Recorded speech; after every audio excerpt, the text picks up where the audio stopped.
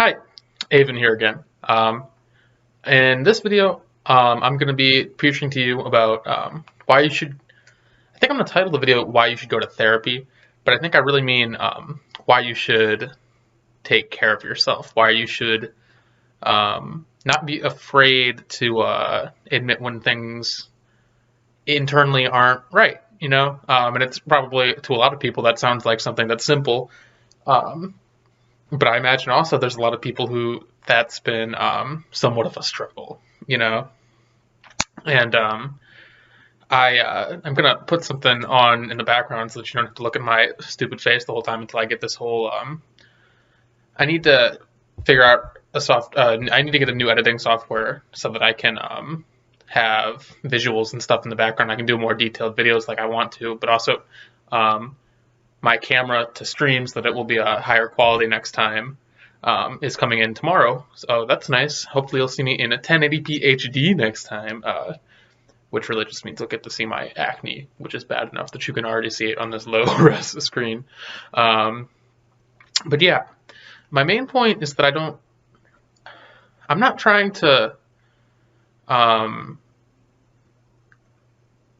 I'm not trying to tell you what you should do because I think that um, you don't know what's going on in your life. I'm trying to make sure that you don't underestimate how hard life is.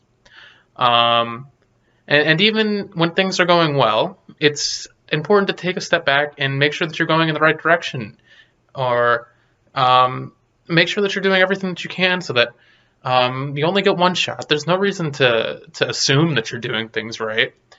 And there's no reason to assume that you can't do things better, even if you're doing things well. And that's something that a lot of people, I think, are, or at least I should clarify I'm speaking only from my own experience, but I think that a lot of people underestimate how hard their situation is, and that's coming from me, I imagine. I've been through, more than some, not more than that. Obviously, there's people who struggle more than me. There's always going to be someone who has it worse off than you. There's always going to be someone who has it better off than you.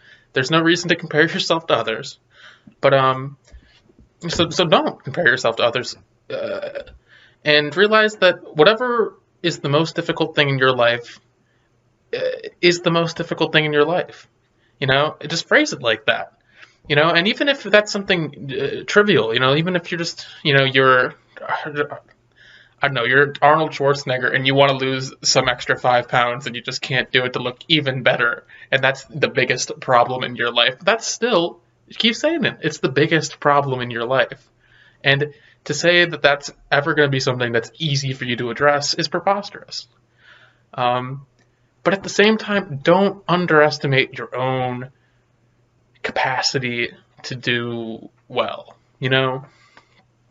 If someone had told me at 16 that I'd be able to go from the 300-pound schlubby dude I am to hopefully in the future being, not hopefully in the future, obviously I am already, but in the future being perceived as whatever, like 180-pound, 6-foot tall supermodel like woman I hopefully will be, don't underestimate your own capacity for change. Don't underestimate how not easy, but how possible anything is. And that's important. It's important to remember that you have capacity. You are the master of your own destiny or whatever, There's certain things obviously you can't change. You can't change who your parents are, where you're born, if you're going to inherit money or not. You can't change these things that that some people are born very lucky and have, or some people are born a little bit less lucky and don't have. And that's not to say that those things are fair. Obviously, there's systematic problems, and we should all, hopefully in the future we have some utopian system where everyone is sort of equal at birth and anyone has a chance to be whoever they want and anything and anyone. And theoretically, you could be, no matter what you're born gene-wise, you could be a bodybuilder or you could be a ballet dancer. But that's probably not the world that we live in, right? So there's certain things that you can't do because of limitations like that. But for the most part, you can accomplish so much, And That's not to say that things aren't scary. That's not to say that things aren't. It's not to say that things aren't big deals. But everybody struggles, right? And it's part of how you respond to that struggle that determines how you're going to live life in the future. You know, it's not. There's no easy path. There's no. I don't know what. I don't know how to help your life. That's obviously your own fucking problem. But it's important to remember that there's always a way to move forward. And being who I am and being, hearing stories of people who commit suicide and all that, it's sad not only because we've lost some person that, obviously there are people that care deeply about, and now if you've lost someone to things like that, you understand better than I do. But everybody struggles, and to try to minimize somebody else's struggle just because your struggle is worse, or to try to minimize your own struggle because someone else's struggle is worse, or to try to elevate your struggle even because you have it worse than anyone else. Everyone struggles. Nobody doesn't struggle. It's almost inherent that you're gonna have days that are rough, and you're gonna have times that are hard, and that's not something that is a problem. Okay, having a problem isn't a problem. Not being able to address that is a problem, and so that's why I titled this video "You Should Go to Therapy." It's just you should do something about it. Okay, you should. I'm in Oklahoma, of all places, and I found multiple, mostly free counseling centers that I could go to.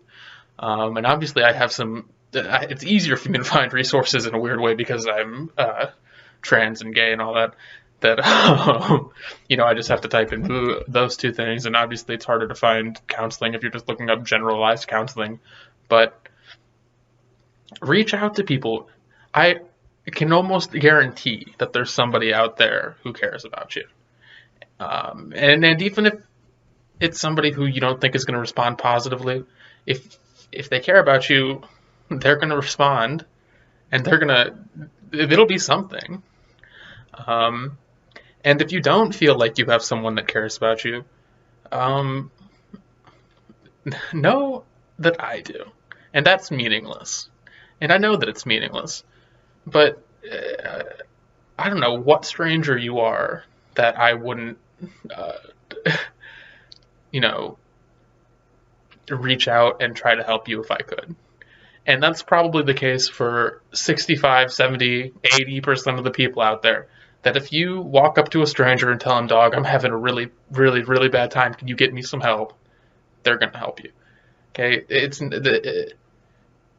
Hope is something that's always present. It's just you sometimes forget to go look for it. And sometimes it's hard to see. Sometimes hope hides, But hope is always present. And that's important.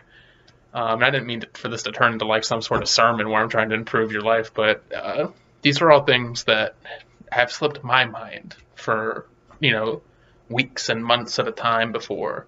And if watching this video for somebody helps them to remember that there's hope and that there's always going to be hope, and that